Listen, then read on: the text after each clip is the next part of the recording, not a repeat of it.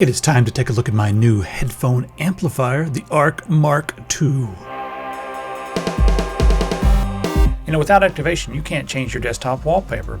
You can't come in and customize your taskbar. You can't access any of this stuff here. You'll not be able to change to the dark theme, which is extremely important to me. Some of the other new features through Windows Update you won't get, so you definitely do want to activate. Today's content is brought to you by bobkeys.com. This is where I buy my Windows 10 keys, and every now and then I'll snag a game or something, but I just bought my 7th Windows 10 key here for Windows 10 Professional. You're going to get 25% off the prices you see here using coupon code TS25. So this is Windows 10 Pro, 25% off that. You want Windows 10 Home? Also, if you want to get a bundle with Microsoft Office and Windows 10, you can get that. Got all kinds of things, 2019, just lots and lots of things. Oh, this is a double 2PC. After you purchase your key, you just click up here, click on User Center. You click on My Purchased Orders. Just click on View Keys and Codes. Then in the middle of the page, you'll see your product key. Just highlight that. You're going to want to copy this, then press the Start button on your computer, and then type Activate. You'll see activation settings. Just go ahead and click on that and change product key. Paste it here, then click Next, and you will be activated. So again, thanks to bobkeys.com, TS25, head over there. The links are all on the top of the description. This is the Mayflower Electronics ARC Mk2. What's up, Tyler?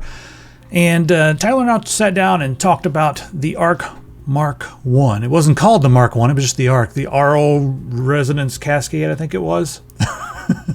So I'll take some credit for that name. But the idea there was to make something that was not necessarily a gaming device, but it was a device that you could use for both high-end audiophile applications, but also gaming. And one of the things that was really important was putting a decent microphone input on board that was going to be going through the USB rather than through the motherboard. Most motherboards have pretty crappy inputs when it comes to your microphone. So a lot of times you'll go out and buy a really nice microphone like the ubiquitous Antlion mod mic or something, and you'll plug it in and you'll go online and write a terrible review being like, this thing sounds like garbage, and then you plug it up to a different device and you're like, oh, it sounds really good. It actually is a good microphone. So that was the idea with the ARC Mark 1. Now it had a dedicated, mic input. This one, huge improvement on the mic quality. In fact, here's a sample right here. Got the Legend Masters lore right here. I'm going to flip it open. That's by Gary Gygax. It's from his legendary adventure RPG that came after D&D once he was off on his own. I'm going to flip it open and read a random passage here from this book. Dun egg of destruction. Good. An object that when thrown shatters, flies upwards to a height of 5 feet, then explodes with a deafening roar.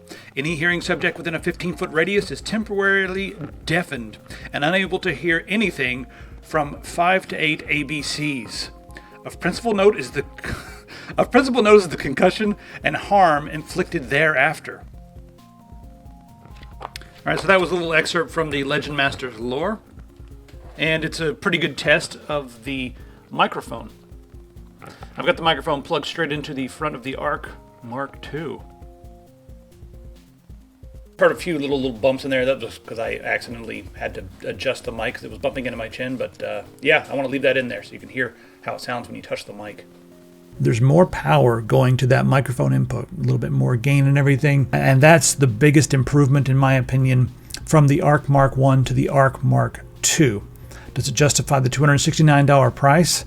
Well, there's a couple other things here that are pretty much ease of life upgrades that I think make it worth the money. And plus, if you want, all the features that you're going to get in one place, in one compact box without having to do a stack or anything like that, this is going to be the unit because it has it all. It's compatible with Windows, Mac, Linux, PS4, and 5. And if you want to use it with PS4 and 5, you can use it with the microphone and everything as well. If you want to use it with the Xbox or even use it with like an entertainment center, there is an optical input on the back. So you can use it that way with all the other devices that have optical inputs. And there's even an auxiliary input. So you can use it with anything that has auxiliary. It'll power. It's basically just going to amplify anything with auxiliary. It's not going to necessarily be using the DAC, but it'll amplify it for your headphones. So we have a bass boost DSP, and I'm not usually someone who's big on bass boosts. I mean, it's optional, But I use the Biodynamic DT880s, and they don't have an extreme amount of bass.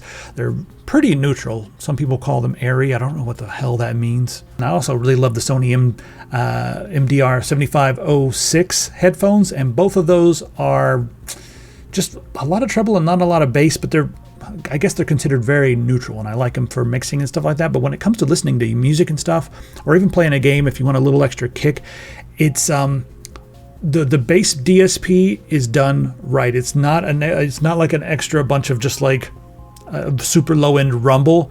It has a nice tight kick, and I like a nice tight kick when I'm listening to metal. So I ended up leaving this on when I was listening to music, and then feeling really weird about liking it. It's pretty strong.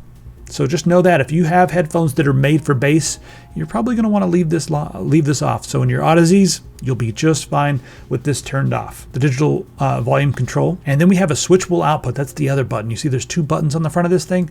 That's a switchable output. Before, you had to plug your headphones in or unplug your headphones, and that would determine which input was selected or whatever, which output was selected. Was it going to go over to your speakers through the RCA ports, or was it going to be going through the headphones, that you plug in? Now, this is not going to power your speakers, so if you plug this up to speakers, they're going to have to be powered. And I plug them up to my Mackie CR3s, and they sound amazing. You'll need to use the volume knob on your speakers. Now, the other thing that's changed from version 1 to version 2, this is now completely powered over the USB. So if you'd want to just take it with you and plug it up to your laptop or plug it up to any other computer, it's going to draw power from the USB. Now, if you're plugging it up to a console or using it in another way with like the aux port or something, you're going to need to purchase an AC adapter, just a little 5-volt adapter. You can purchase it from them. A lot of times you might want to check and just see if you have an adapter that'll fit, that has the correct specifications, because this is a very, very universal, general, standard, normal, everyday, regular adapter. So you might have one. Dimensions 4.25 by 3.25 by 1.25 in inches, and it weighs 8.5 ounces. The USB cable that's included is 6 feet. All right, let's get into the nerdier specs. The frequency response range is 20 to 20,000, which is standard human hearing. And as far as like the different outputs and stuff go, I'll show you here on the screen. But that's what it's rated for. And I will note that at 600 ohms, I do need to turn it up about half of the way to get it to sound pretty loud. But if you turn it up, 2/3 of the way, it's going to be really loud, even with my 600 ohm Biodynamic DT880s. So there's completely enough power here for anything. If you're worried about using some really low power stuff like these earbuds that I'm wearing right here, well, those will work just fine. You'll just want to put it into the low gain mode. There's a switch on the back for that. You get all the features together into something that's the same footprint as the old ODACs, the O2 Amp DAC combos that Mayflower Electronics used to sell, or they still sell, I guess. It's the same exact case, which reminds me, I know how we can make this a little better. There, yes. That's much better with that Burning Earth logo on there. What else is there I should be saying about this? Let's talk about the sound maybe a little bit, how it sounds just listening to it. So one thing you'll notice about Class D amplifiers is they usually have a very neutral, but sometimes some people say that they have kind of a colder sound, and I don't think this one has that much of a colder sound.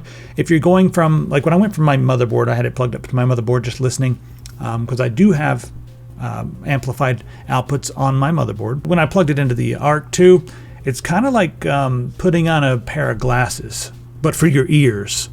There's just like more nuance. It's a cleaner sound, and a lot of people are going to argue that there's not that much difference with a lot of modern motherboards, and you'll be right that there's some of the new Realtek stuff that's on board on your motherboard is really good.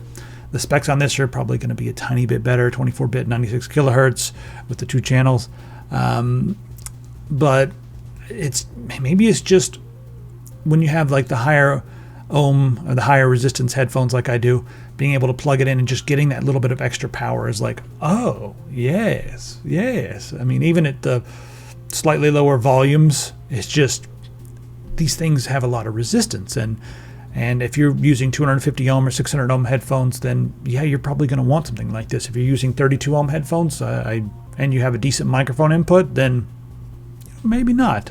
But these are what I would consider like, a luxury item for people who are very serious about quality, very serious about sound quality, but also microphone quality while you're gaming. That's, you don't want to be the guy who's like, where?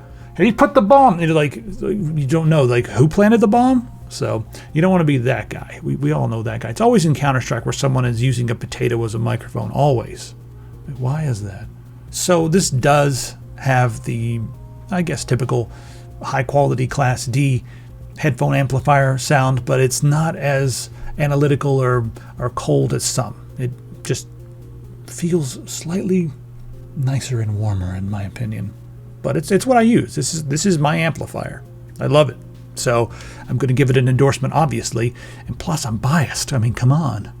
I helped out on some of the design and some of the ideas for the Mark I, so I'm completely biased. But you could still take my word for it. I'm not making any money on this amplifier, just so you know. Let's just get that out there. And I haven't even talked to Tyler that much recently. We live on different sides of the world, so biased, yes, but to an extent. And if you're someone who's completely happy with your motherboard stuff, head over to epicpants.com and grab yourself one. Will you just go into focus? You son of a... There. Whatever. There. Nope. Whatever. Go buy a t-shirt as well. We got these. All right, bye things, and goodbye.